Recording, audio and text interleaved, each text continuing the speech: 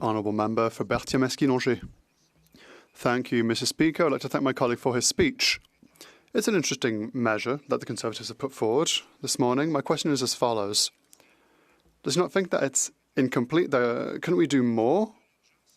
The emergency here is trying to reduce an imbalance between supply and demand. For example, could the federal government continue to invest in social housing? Would that not be a good idea? From Northumberland, Peterborough South. This wasn't exactly what my speech was on, but I'm happy to answer the question. The reality is that we have a supply and demand issue.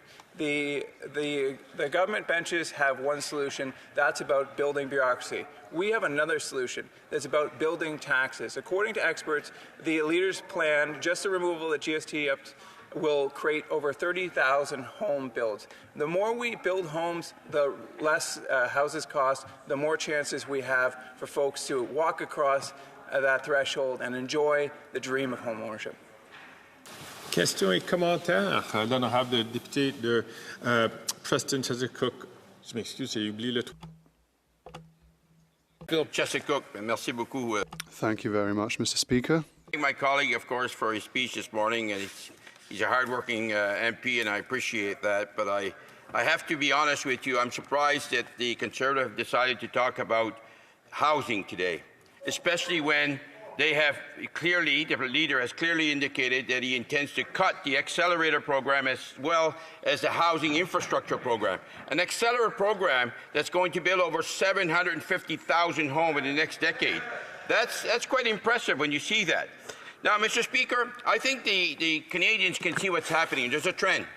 The Conservative are now voting against many of the great programs, the food school program, the child care program, the dental program, the pharmacare program. I think they know where the Conservatives are going to make their cuts. So my question is he one of the MPs that has the gag order or has been silenced speaking about all the good things the Accelerator program has brought and will bring to Canadians? Thank you.